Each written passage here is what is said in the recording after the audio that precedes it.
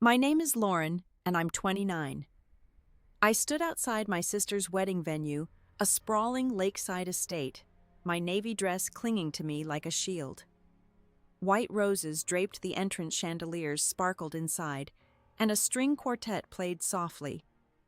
I clutched my purse, heart racing, hiding a secret marriage I wasn't ready to share. My family always saw me as the failure, the one who never measured up. Could this day mend our broken ties? A dandelion poked through the stone path, whispering resilience. Have you ever faced a room full of judgment? Share where you're watching from, and please like and subscribe to hear how I faced mine. I stepped into the ballroom, the air thick with perfume and champagne bubbles. Crystal chandeliers cast a warm glow over tables draped in ivory linens, each centerpiece a cascade of lilies. I smoothed my navy dress, feeling like an outsider in this sea of tailored suits and glittering gowns. At 29, I was the family's odd duck, the freelance writer who never quite fit their polished mold. My sister Hannah, the bride, stood near the head table, her white dress shimmering as she laughed with guests. I took a deep breath and walked toward her, hoping for a moment of warmth. Hannah's eyes met mine and she flashed a smile, but it was quick, distracted. She was radiant, her auburn hair swept into an elegant updo, a diamond tiara catching the light. I hugged her gently, careful not to wrinkle her gown. "You look stunning," I said, my voice soft but genuine. She nodded, glancing over my shoulder at someone approaching. "Thanks, Lauren." "Oh, there's Clara. You have to meet her." Clara, one of Hannah's college friends, sauntered over, her emerald dress hugging her frame. Her blonde curls bounced as she extended a manicured hand. "So you're the writer, sister," she said, her tone bright but edged with something sharp. "Hannah's told me all about you." I smiled, shaking her hand, but her eyes flicked over me, lingering on my simple silver earrings. "And you came alone?" she asked, loud enough for nearby guests to turn. My cheeks warmed and I nodded, keeping my voice steady. "Yeah, just me tonight." Clara's laugh was light like tinkling glass, but it cut. "Wow, bold move. I could never show up to a wedding without a +1. Don't you feel a little out of place?" My stomach twisted, but I forced a chuckle. "I'm here for Hannah," I said, hoping to steer the conversation away. But Clara leaned closer, her perfume overwhelming. "No offense, but it's just kind of sad, right? A wedding this big and you're on your own." I opened my mouth to respond, but my mother Diane appeared at my side, her silk shawl brushing my arm.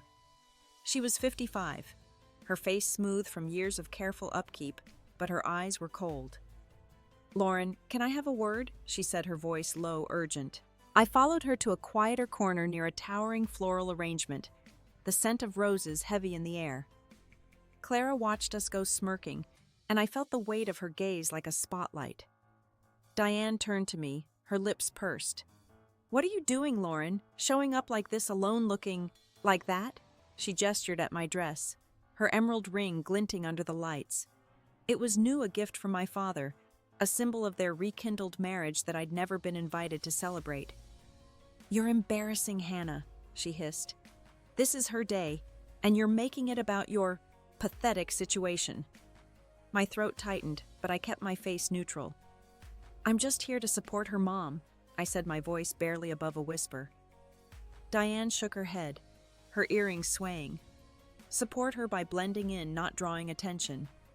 You should have brought anyone to avoid looking so desperate."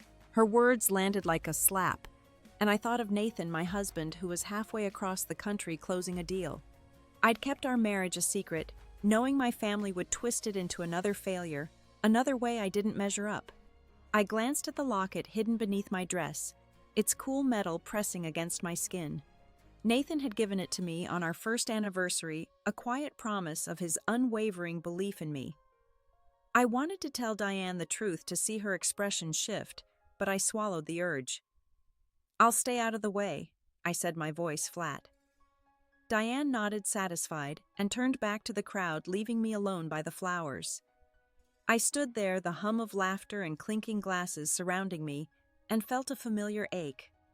Growing up, Hannah was the golden child, the one who got ballet lessons and new dresses, while I wore her hand-me-downs, my dreams of writing dismissed as childish.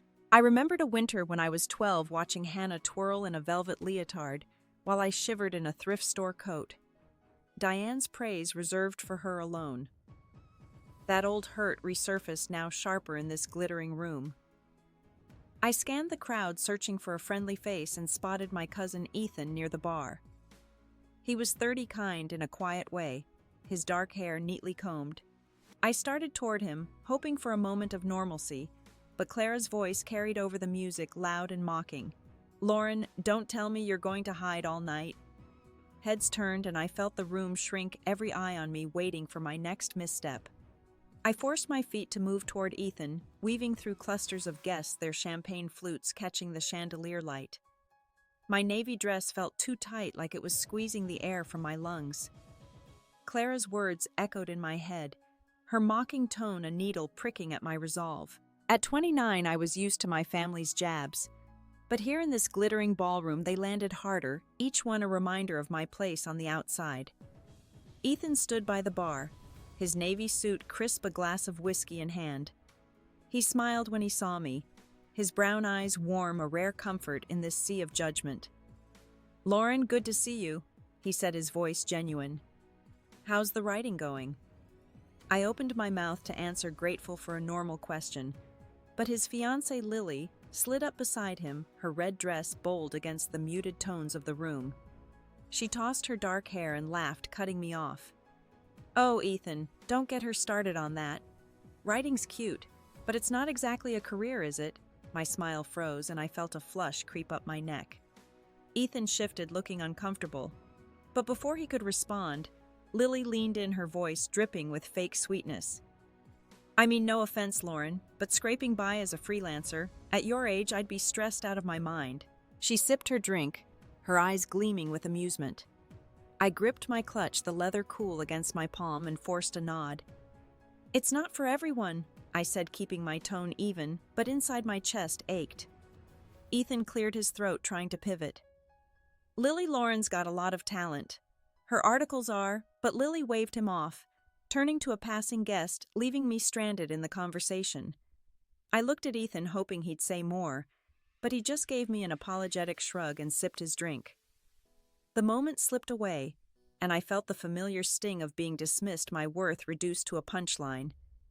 Before I could retreat, my brother Caleb appeared, his tie loosened, a wide grin on his face. At 32, he was the family's golden boy, a lawyer with a corner office and a knack for charming crowds. "Lauren," he called loud enough to draw eyes. "There you are. Been looking for you." His tone was jovial, but I braced myself. Caleb's warmth always came with a catch. He clapped a hand on my shoulder, his cologne sharp. "Remember that dinner at Mom and Dad's last year? When you tried to pitch your writing to my boss?" He laughed, a big booming sound that turned heads. "Man, you went on about your blog or whatever, and he just stared like you were speaking another language." A couple nearby chuckled and Caleb leaned closer, his voice carrying. "No shade, sis, but you gotta know your audience, right?" My face burned and I forced a smile. My teeth gritted. That dinner had been a low point, one I'd spent weeks replaying, wondering how I'd misread the room. Caleb's boss had nodded politely, but his eyes had glazed over, and later Caleb had told me I'd embarrassed him. Now, here he was, turning my shame into a party anecdote. "Yeah, lesson learned," I said, my voice tight, hoping he'd move on. But Caleb was on a roll, feeding off the crowd's amusement. "You should have seen her, folks. She brought a notebook like she was pitching a novel." The laughter grew and I felt the room tilt, my pulse hammering. I glanced at Ethan, but he was distracted, pulled away by Lily to greet another guest. I was alone in this, surrounded by people who saw me as a joke. My fingers brushed the locket under my dress. Nathan's gift, its weight grounding me. I wanted to snap back to tell Caleb to shut up, but the words caught in my throat. Instead, I stood there, my smile a fragile mask, as the crowd's amusement washed over me. I turned toward the dance floor, desperate for an escape.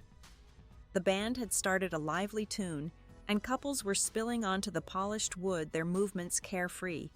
I envied them, their ease, their belonging.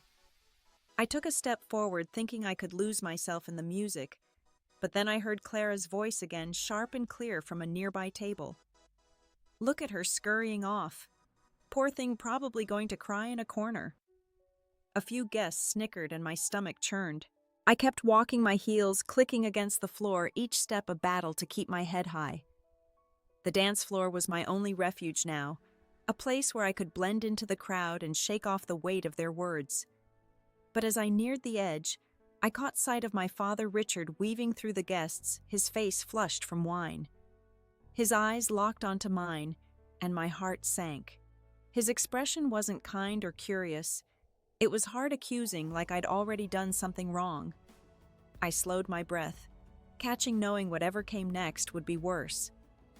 I froze at the edge of the dance floor, my father's gaze pinning me like a spotlight. Richard's face was flushed, his tie askew, the wine glass in his hand trembling slightly. The band played a slow waltz, couples swaying around us, their laughter a distant hum. At 29, I'd faced his temper before, but something in his eyes tonight felt different, sharper, like a blade ready to cut. My heart thudded and I gripped my clutch, the leather slick against my palm as he closed the distance between us. "Lauren," he said, his voice low but laced with venom. "We need to talk. Now." He didn't wait for a reply, grabbing my arm and pulling me toward the glass doors leading outside. His grip was tight, his fingers digging into my skin, and I stumbled to keep up, my heels catching on the polished floor. Guests glanced our way, their curiosity a weight I couldn't shake. I wanted to yank free to tell him to stop, but the old fear kept me quiet. The one that always surfaced when Richard's anger flared. We stepped into the cool night air, the lakeside breeze carrying the scent of damp grass. The fountain loomed ahead, its water glowing blue under submerged lights, a soft gurgle cutting through the music spilling from the ballroom. Richard released my arm and I rubbed the spot where his fingers had been, my skin stinging. He paced in front of the fountain, his movements jerky like a man unraveling. "Do you have any idea what you're doing to this family?" He snapped, his voice louder now, echoing off the stone path. I swallowed, my throat dry. "I'm just here for Hannah," I said, keeping my voice steady, but it sounded small, swallowed by the night. Richard laughed, a harsh, bitter sound that made my stomach twist. "For Hannah. You're making a fool of her, showing up alone looking like some nobody. This is her wedding, Lauren, and you're dragging us all down with you." His words hit like punches, each one landing harder than the last. I opened my mouth to respond, to tell him I wasn't a nobody, that I had a life he didn't understand, but he cut me off, stepping closer. His breath reeked of wine and his eyes were wild, unfocused. "You've always been like this," he said, pointing a trembling finger at me. "Always the problem. No job, no husband, no plan. You think you can just waltz in here and ruin everything?" My chest tightened, and I felt the old wounds reopen, the ones from years of his blame. I remembered being 16, standing in our living room, as he screamed that my attitude had driven Diane away, that I was the reason our family broke.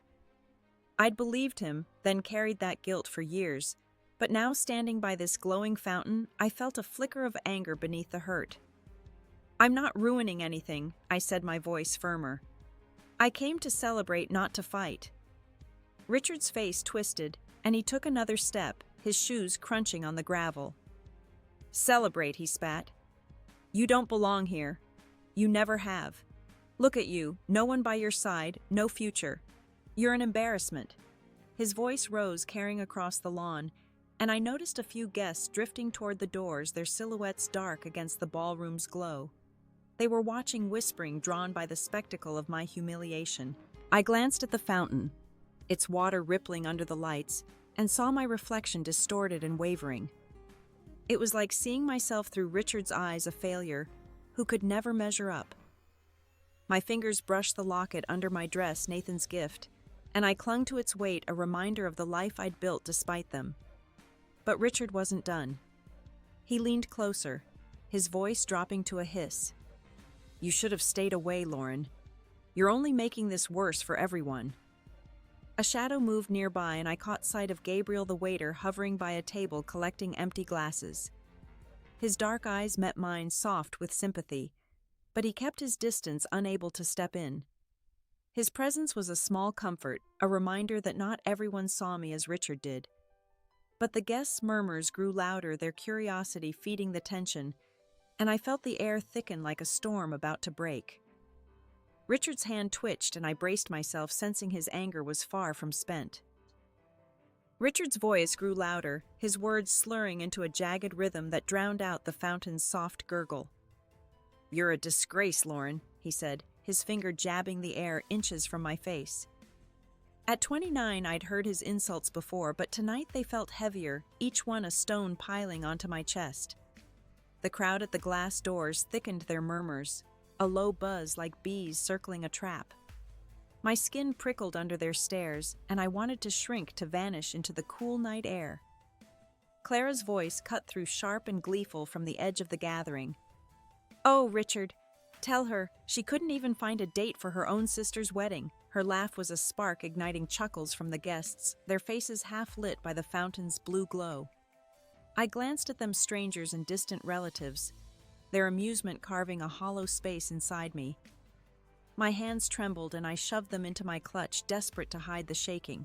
Richard turned toward Clara, his grin wild, feeding off her cruelty.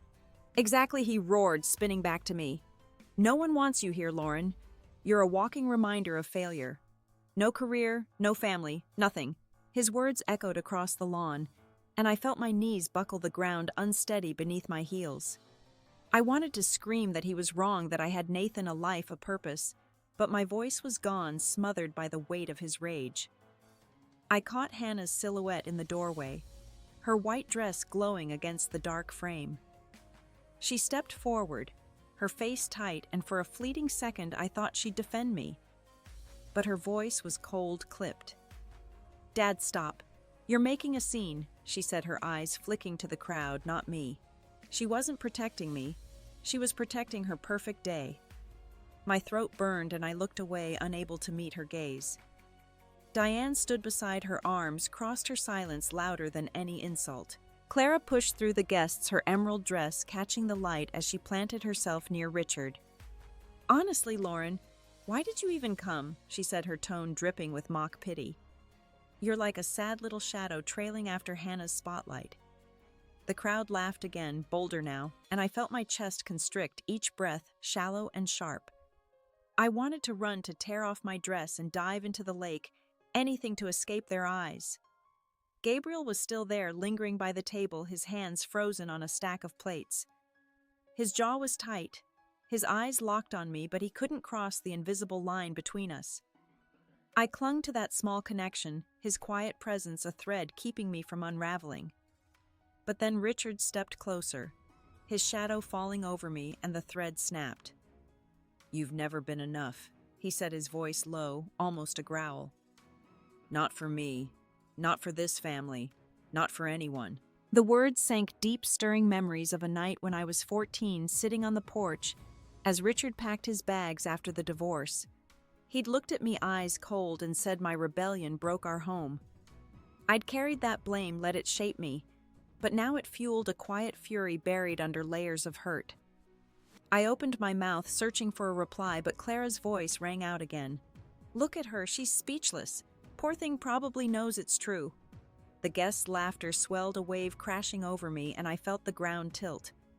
My reflection in the fountain blurred the blue water, a mirror to my fracturing composure. Richard's hand twitched again, his face a mask of contempt, and I braced myself, sensing the worst was yet to come. The crowd pressed closer, their whispers a chorus of judgment, and I stood there alone, the weight of their scorn threatening to crush me. The air around the fountain felt thick, charged with the crowd's anticipation, their whispers coiling like smoke. Richard's contempt burned in his eyes, his hands still twitching as if ready to lash out. At 29, I stood trembling, my navy dress heavy with the weight of their scorn, my heart hammering so loud it drowned out the distant waltz. The blue glow of the fountain cast eerie shadows on the faces circling me, strangers and family alike, their laughter a blade twisting deeper with every second. Richard took a step closer, his voice a snarl. "You're nothing, Lauren. You hear me? Nothing." His words were a sledgehammer, splintering the last of my restraint. I wanted to scream to tell him about Nathan, about the life I'd built, but my lips wouldn't move. Clara clapped her hands, her laughter sharp as glass. "Oh, this is too good. She's just standing there taking it." The crowd roared their amusement a tidal wave, and I felt my knees buckle the gravel biting into my heels. Then it happened. Richard's hand shot out not to strike but to shove.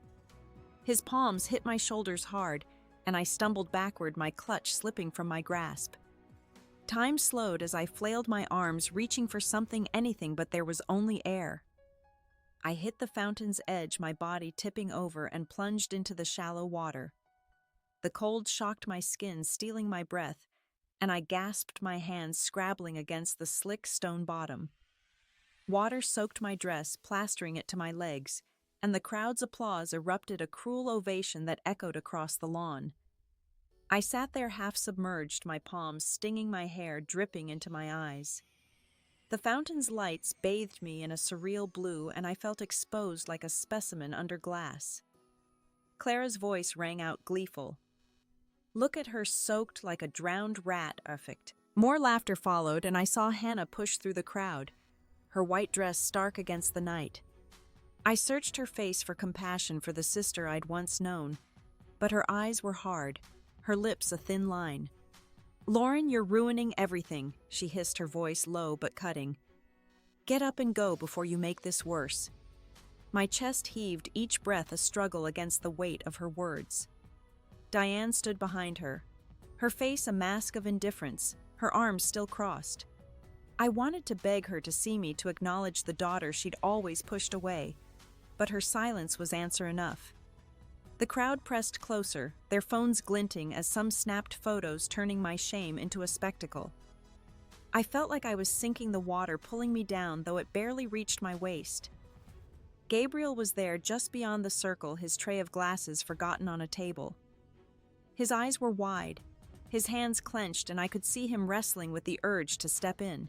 But he was a stranger, powerless against my family's cruelty. My gaze dropped to the water where my locket had slipped free, its silver chain floating like a lifeline. Nathan's face flashed in my mind, his steady voice promising he'd always be there. I clung to that image, a spark in the darkness, but it wasn't enough to dull the pain. I pushed myself up my hands, slipping on the fountain's edge, water streaming down my arms. My dress clung to me, heavy and cold, and my legs shook as I stood. The crowd's laughter faltered, replaced by a tense hush, their eyes hungry for my next move. Richard smirked, his arms crossed, satisfied with his work. Clara leaned toward a guest, whispering something that sparked another chuckle.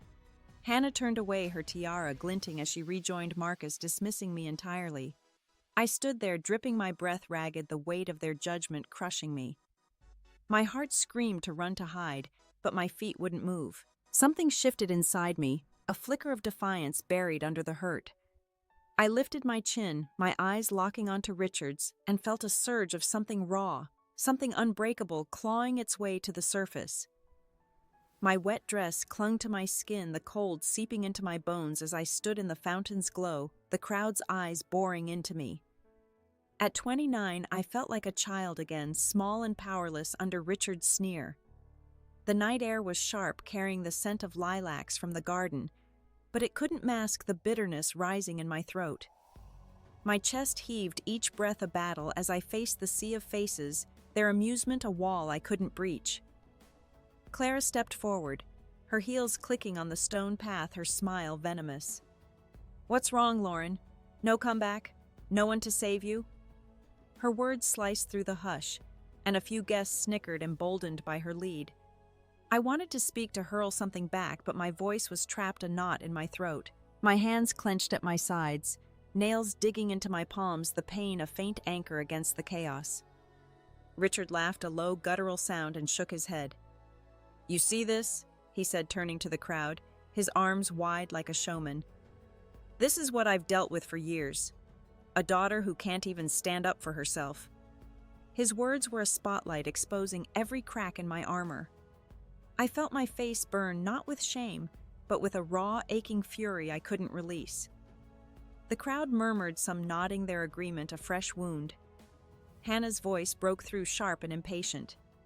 Enough, Lauren. Just leave, she set her hands on her hips, her tiara tilted slightly. You're turning my wedding into a circus. Her words were a betrayal, final and cold, severing the last thread of hope I'd held for us. Diane stood beside her, her lips pursed, her eyes scanning the guests as if tallying their judgment. I searched her face for a flicker of regret, but there was nothing, just a void where a mother's love should have been. A guest, a man in a gray suit, raised his phone, the flash blinding me for a moment. "This'll go viral," he muttered to his date, who giggled, her earrings glinting. The idea of my humiliation spreading a digital scar for the world to see made my stomach lurch. I wanted to snatch the phone to smash it, but my body wouldn't move. My locket rested against my chest, its weight a cruel reminder of Nathan so far away, unable to shield me from this. Gabriel shifted at the table's edge. His tray abandoned, his hands flexing as if he might step forward. But Clara's voice rang out again, cutting the air. "Look at her, dripping and pathetic. Bet she thought she'd steal the show." The crowd's laughter surged, a wave that threatened to pull me under. I stood taller, my legs trembling, and locked eyes with Richard. Something snapped inside me. Not hope, but a strange, quiet resolve, like an ember glowing in ash. I opened my mouth, my voice hoarse but steady. "Remember this moment?" I said, my words clear, slicing through the noise. The crowd stilled, their laughter faltering, and even Clara's smirk wavered. Richard's eyes narrowed, his jaw tight, but he didn't speak. Hannah gasped, her hand flying to her chest as if I'd struck her. Diane's face hardened, her silence louder than ever. The guests shifted uneasy, sensing a shift they couldn't name. My words hung in the air, a challenge I hadn't planned, born from a place I didn't recognize. My heart pounded, my breath shallow, as I stood there soaked and exposed, the fountain's water lapping at my ankles. The crowd's eyes burned into me, waiting for me to crumble, but I didn't. I couldn't. Yet inside, I was fracturing my strength, a fragile shell over a void of pain with no way out, no end to the weight crushing me. My words lingered in the air, sharp and final, as I stood dripping in the fountain, the crowd's uneasy silence wrapping around me. At 29, I felt the weight of their stares. But something inside me had shifted, a spark of defiance flaring where despair had been. My navy dress was sodden, clinging to my legs, but I stepped out of the water, my heels squelching on the stone path. Richard's smirk faltered and Clara's eyes widened, her mockery stalled. I didn't look at Hannah or Diane, their betrayal too raw to face. I walked past them, my head high, ignoring the whispers that trailed me like shadows. The glass doors to the ballroom loomed ahead, and I pushed through the warm air inside, a stark contrast to the chill on my skin. The band played a slow ballad, couples swaying under the chandeliers, oblivious to the storm I'd just endured. My clutch was gone, lost in the fountain, but I didn't care. I needed to move, to act, to reclaim something they'd tried to strip away. I made my way to the bar, my steps deliberate, each one a refusal to break. The bartender, an older woman with gray streaks in her hair, looked up as I approached. Her name tag read, Ruth, and her eyes softened when she saw me, water pooling at my feet. "Rough night?" she asked, her voice low, kind. I nodded, my throat tight, and slid onto a stool. "Can I get a whiskey neat?" I said, surprising myself.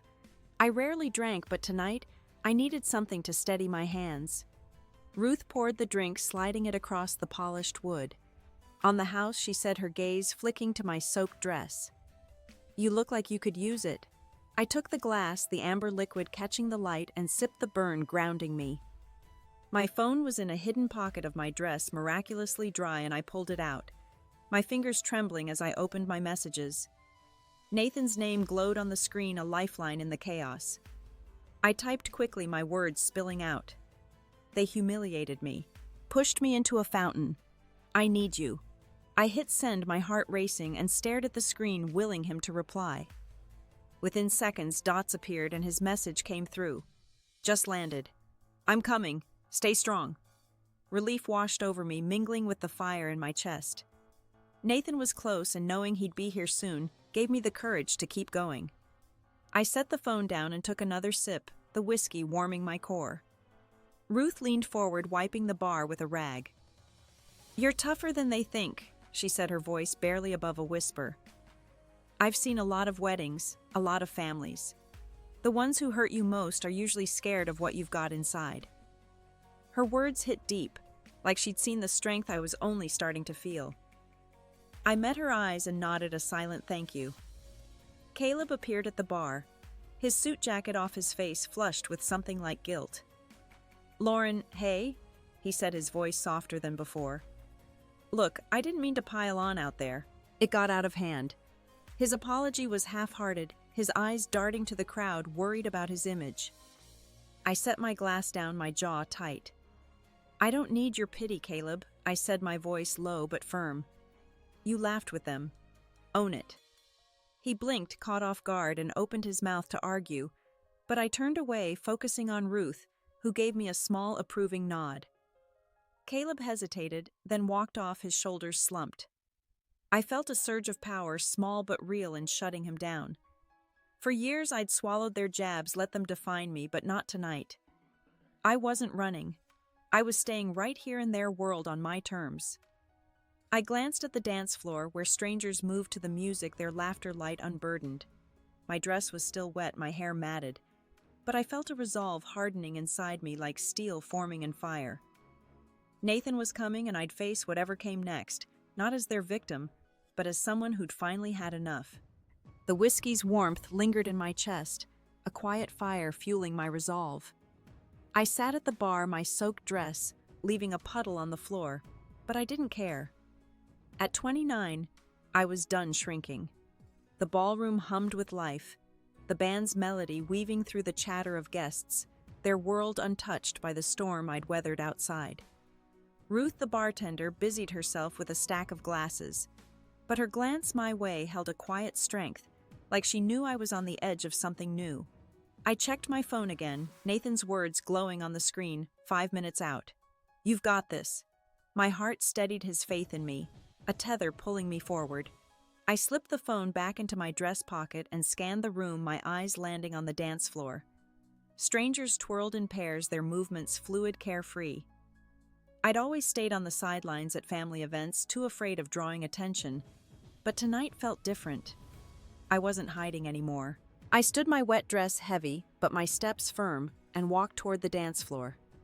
The crowd parted slightly, some guests staring, their whispers trailing me like a faint breeze. I didn't flinch. My heels clicked on the polished wood, each step a declaration that I belonged here no matter what they thought.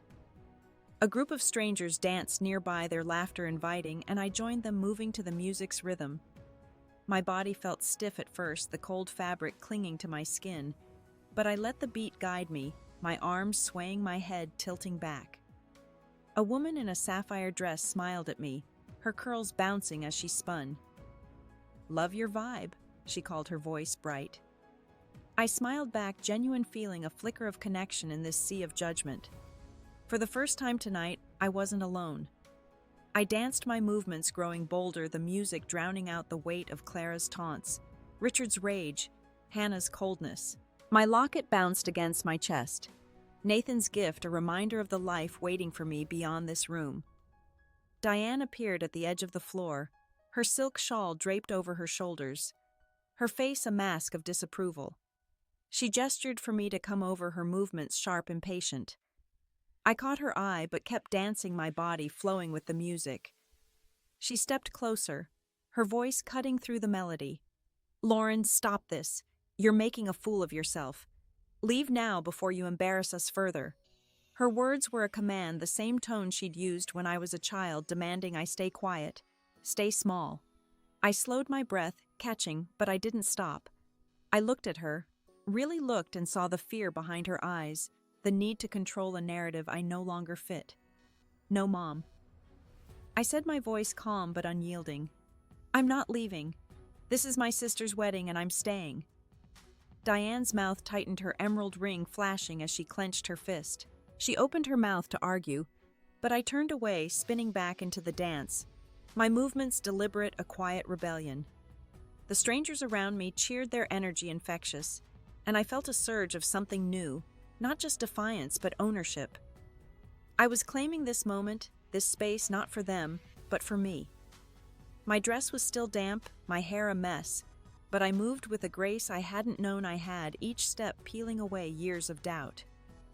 The crowd's stares softened, some nodding to the beat drawn into my orbit. Gabriel approached, a dry jacket draped over his arm, his dark eyes warm with something like pride. "Thought you might need this," he said, handing it to me. I slipped it on the fabric, soft against my chilled skin, and smiled. "Thanks," I said, my voice steady. He nodded, stepping back, his presence a quiet ally in the chaos. I resumed dancing, the jacket's weight a comfort like armor forged from kindness. My phone buzzed in my pocket and I slipped it out, glancing at the screen.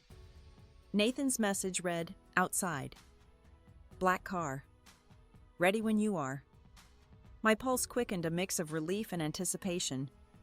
He was here, my anchor, my truth. I tucked the phone away, my eyes scanning the ballroom's entrance. The glass doors gleamed, and beyond them I saw the faint outline of a sleek car pulling up its headlights, cutting through the night.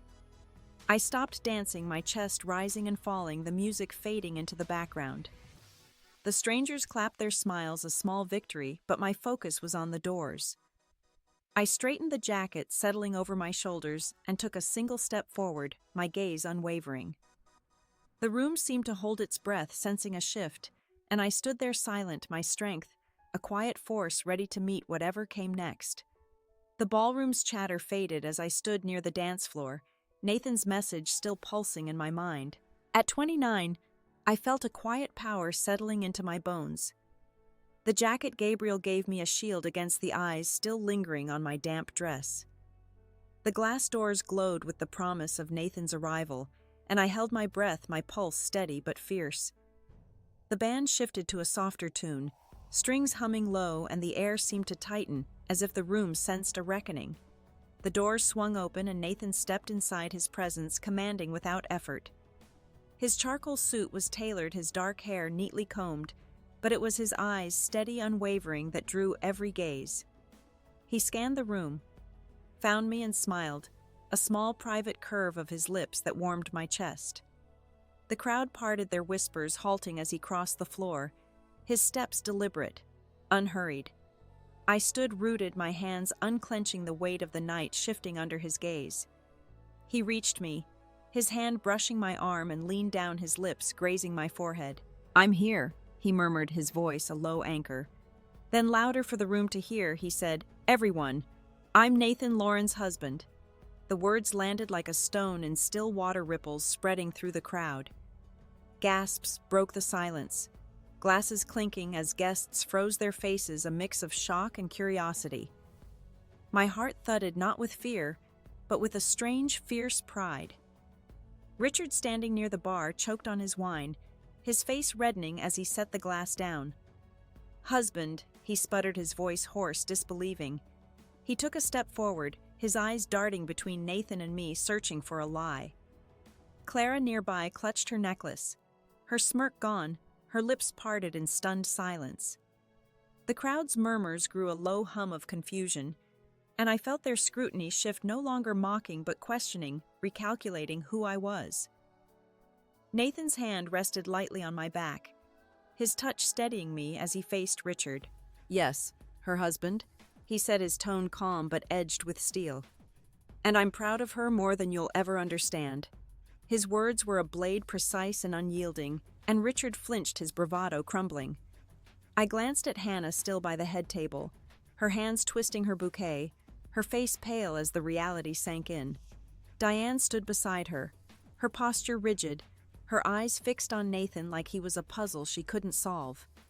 The room felt smaller, the chandelier's light harsher as every eye turned to us. Nathan's presence was a force not loud, but undeniable, and I felt the narrative I'd lived under, failure, outcast, crack under its weight.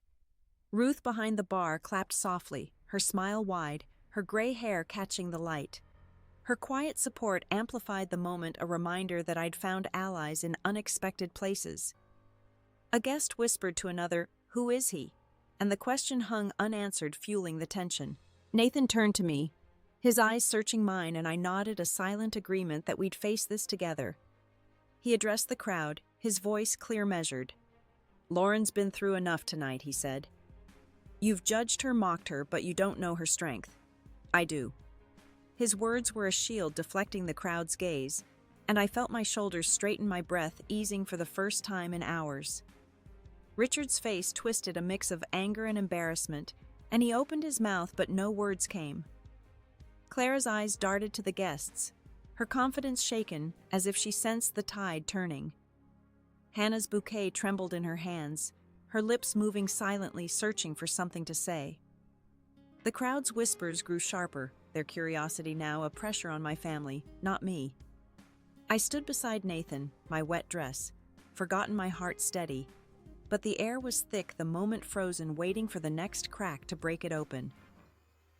Nathan's words hung in the ballroom, a quiet command that silenced the hum of gossip. I stood beside him, my damp dress forgotten, his hand, a steady warmth at my back. At 29, I felt the room's energy shift, the crowd's eyes no longer piercing but hesitant, as if they'd misjudged the board and lost their move. The chandeliers cast long shadows, and the band's melody faltered, a single violin note lingering like a held breath. Nathan faced the guests, his gaze unwavering. Lauren's worth isn't measured by your standards, he said, his voice even deliberate. She's built a life of courage, and I'm here to honor that. He paused, then added, in her name, I'm donating $1 million to Hannah's chosen charity. The crowd gasped, a collective intake of air, and I felt my knees weaken, not from shame, but from the weight of his trust in me. Hannah's bouquet slipped from her hands, landing on the table with a soft thud. Her face was ashen, her tiara glinting dully as she stammered, "Thank you, Nathan. That's generous." Her voice cracked, betraying her attempt to reclaim control. She glanced at me, her eyes flickering with something guilt-envy I couldn't tell before looking away. The guests shifted their murmurs, now laced with unease, as if Nathan's gesture had rewritten the script they'd all followed. Richard stood frozen, his wineglass abandoned, his hands clenched at his sides. His jaw worked, but no sound came, his authority eroded by Nathan's calm certainty. Clara's necklace twisted in her fingers. Her lips pressed tight, her earlier bravado reduced to a nervous glance at the crowd. Diane's posture softened, her arms uncrossing, but her eyes stayed on the floor, avoiding me entirely. The silence was heavy, a mirror reflecting their discomfort back at them. A woman in a gold dress whispered to her partner, "$1 million. Who is he?" Her voice carried, and others nodded their curiosity. Now a spotlight on my family's unraveling facade. I caught Gabriel's eye across the room, his tray balanced carefully, but his smile was faint, triumphant, as if he'd known I'd turn the tide. Ruth polished a glass behind the bar, her nod subtle but firm, a silent cheer for the shift I'd sparked. Nathan squeezed my hand, his ring cool against my skin, and I felt a surge of gratitude, not just for him, but for the strength I'd found within myself. The crowd's gaze felt lighter, their judgment dulled by Nathan's revelation, but the victory was bittersweet. I looked at Hannah, her hands now clasped tightly, and saw a flicker of the sister I'd loved buried under years of competition. Richard's silence was louder than his earlier rage, a confession of his own defeat. A guest's phone flashed, capturing the moment, and I realized this would spread beyond tonight, a story no longer theirs to control. The thought was both empowering and heavy, a reminder of the cost of truth. Nathan leaned close, his breath warm against my ear. "You ready to leave soon?" he asked, his voice soft, giving me the choice. I nodded, but my eyes stayed on my family, their faces a gallery of shock and shame. The band resumed, a tentative note breaking the stillness, but the room felt changed, the air thick with unspoken questions. Hannah forced a smile, turning to Marcus, her groom, who looked bewildered, out of place in his own celebration. Clara slipped back into the crowd, her confidence shattered, while Diane's hands trembled, betraying her composure. Richard stared at the floor, his shoulders slumped, a man diminished by his own cruelty. I stood there, Nathan's hand in mine, the weight of their silence pressing down. The victory was mine, but it came with a hollow ache, a quiet grief for the family I'd never truly had. The ballroom's lights dimmed slightly, the night winding down, and I felt the moment settle a fragile pause before the world moved on, leaving me to carry the truth alone. The ballroom's hum faded as Nathan and I slipped outside, the night air cool against my skin. We found a wooden bench by the lake, its surface worn smooth by time, and sat our shoulders brushing. At 29, I felt the weight of the evening settle not as a burden, but as a chapter closing. The lake stretched before us, its surface a mirror for the stars rippling gently under a soft breeze. Nathan's hand rested in mine, his thumb tracing slow circles, a quiet promise that we'd weathered the storm together. I leaned back, the borrowed jacket soft against my arms, and let out a breath I hadn't realized I was holding. The music from the venue drifted faintly, a distant echo of a world I no longer needed to prove myself to.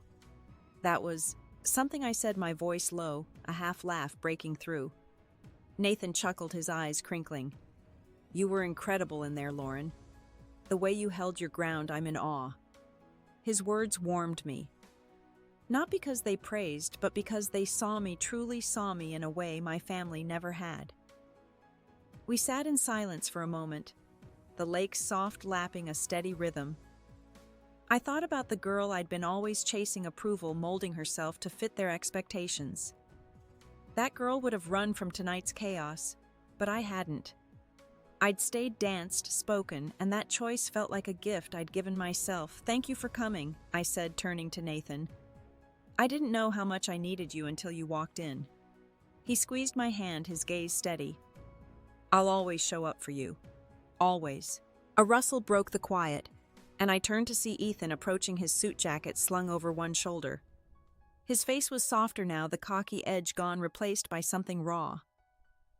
Lauren, can we talk? He asked, his voice hesitant. I nodded, and Nathan gave my hand a gentle pat before standing.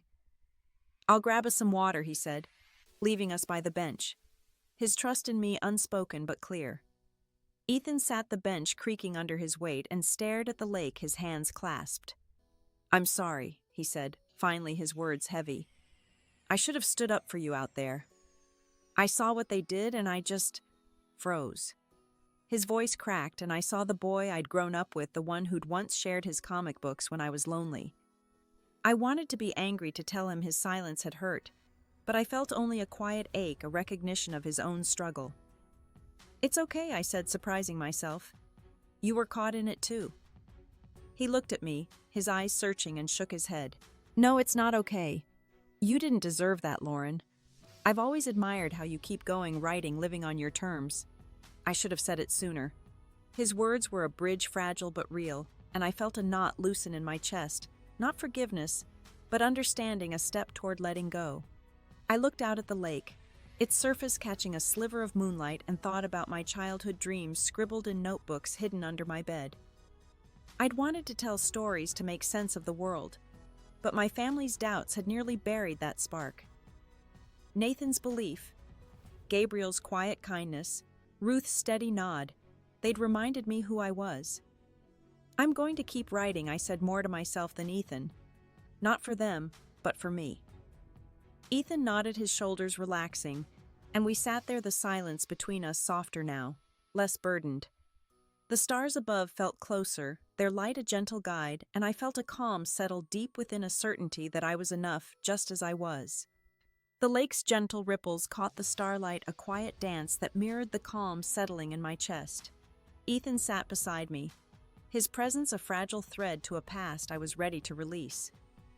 Nathan returned 2 water bottles in hand and sat on my other side, his silence a steady comfort.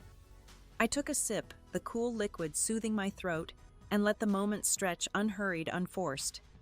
I glanced at the venue, its windows glowing with the party's fading energy. The music had softened, a single cello weaving through the air, and I imagined the guests inside, their laughter lighter, now unaware of the shift I'd undergone. I thought about my mother, her silence a wall I'd never breach, and Hannah, her jealousy a mirror to her own fears. Even Richard, his rage a mask for his failures, seemed smaller now, less a giant than a man lost in his own story. I'm going to write a book, I said, my voice quiet but firm, the words surprising me as they formed. Nathan turned, his eyes bright with curiosity. About tonight, he asked, a half smile tugging at his lips. I shook my head, staring at the lake. About all of it. Growing up feeling like I didn't belong, finding my way. I want to tell it my way, not theirs. The idea felt like a seed planted in the wreckage of this night, ready to grow. Ethan shifted his voice, soft. You should. You've got a story worth telling. His words were simple, but they carried weight, of validation I hadn't sought but welcomed. I nodded, my gaze drifting to the water, where a small fish broke the surface, its ripples spreading wide. It was a tiny act, but it reminded me of my own choices tonight, how one moment of courage could echo beyond itself. My phone buzzed and I glanced at it, seeing a text from Hannah. Can we talk tomorrow? I stared at the screen, my thumb hovering over the reply. Part of me wanted to meet her, to unearth the sister buried under years of distance, but another part knew I needed time. I typed, maybe soon, and sent it, setting the phone down. It wasn't closure, but it was a choice, one that honored my own pace. Nathan leaned closer, his shoulder brushing mine. You're already writing it in your head, aren't you? He teased, his voice warm. I laughed softly, the sound foreign but welcome. Maybe, I admitted, and in that moment I saw it, pages filled with my truth, not to prove anything to them, but to claim my voice, to heal the girl who'd once hidden her dreams. I stood brushing my hands on the borrowed jacket and looked at the car waiting in the distance, its sleek outline a promise of home. The lake glimmered, its surface unbroken now, and I felt a quiet certainty settle in my bones. I wasn't the girl who'd walked into this wedding trembling under their judgment. I was someone new, not defined by their words, but by the story I'd chosen to tell. I turned to Nathan, my hand finding his, and nodded toward the car. He smiled understanding, and we started walking, Ethan trailing a step behind. The night wrapped around us, soft and vast, and I let out a slow breath, my heart steady, my steps light. The world felt open, not as a challenge, but as a canvas waiting for my words to fill it.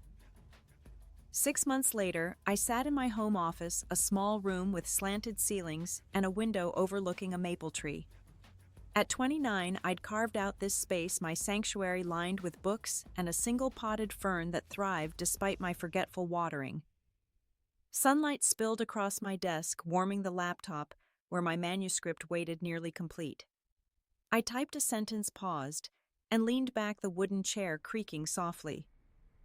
The words on the screen were mine, raw and true, a tapestry of the pain and strength I'd carried through that wedding night. I sipped coffee from a chipped mug, its warmth seeping into my hands, and glanced at a photo pinned to the corkboard above my desk. It was Nathan and me at a quiet beach picnic, our toes in the sand, laughing over burnt marshmallows. The memory steadied me, a reminder of the life I'd chosen, not one dictated by my family's expectations. Writing this book had become my ritual, a daily act of reclaiming my voice, each chapter a step away from the girl who'd once bowed under their judgment. The room smelled of ink and old pages, a comfort that grounded me. I'd started waking early before the world stirred to write in this quiet hour, when the light was soft and my thoughts clear. It wasn't easy. Some days the words came slow, heavy with memories of Richard's rage or Hannah's coldness. But I kept going, not to prove them wrong, but to understand myself, to trace the path from hurt to healing. I stood stretching my arms and walked to the window.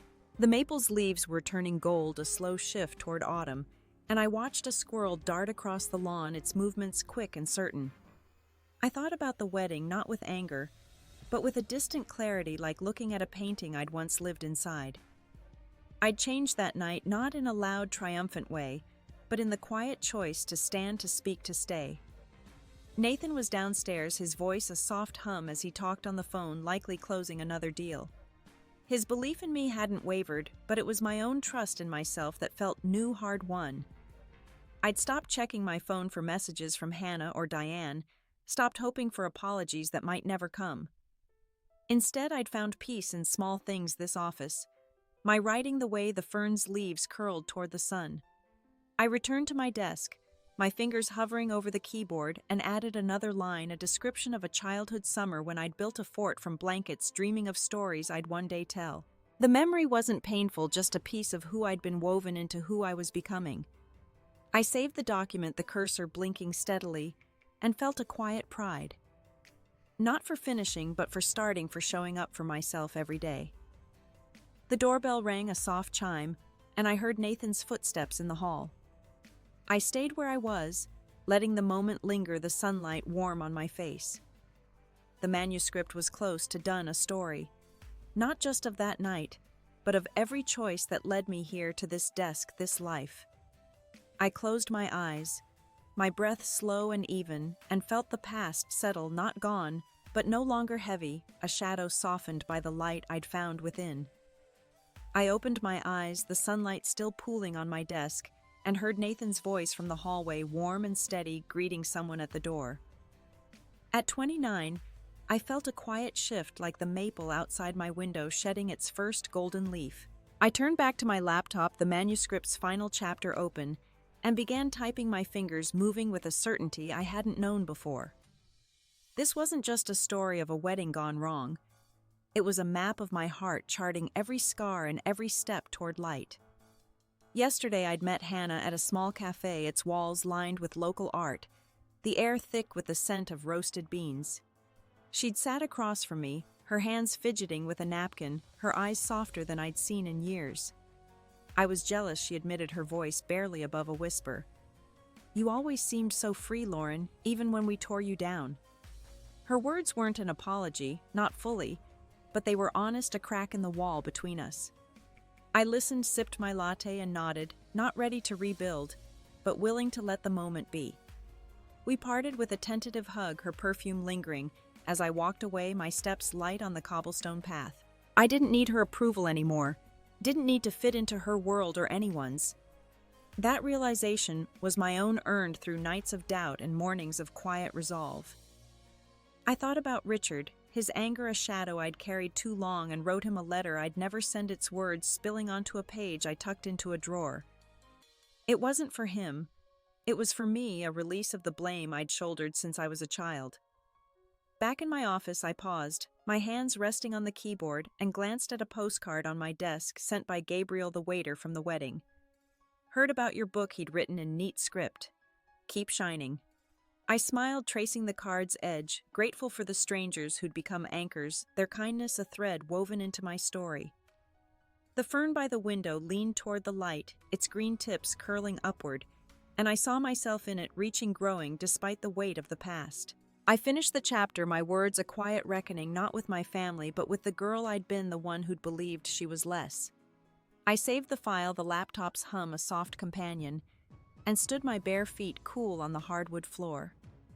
The house was quiet. Nathan's call ended, and I heard him humming in the kitchen, a tune I didn't recognize but loved.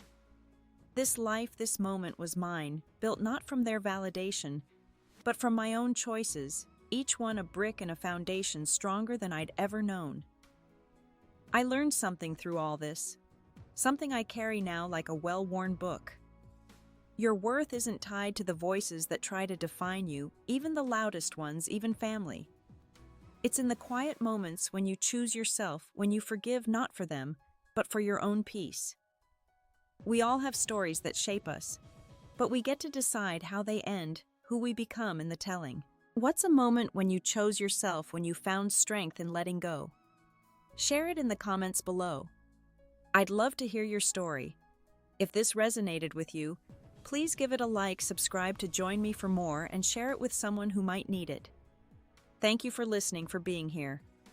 Here's to healing, to finding our way, one step at a time.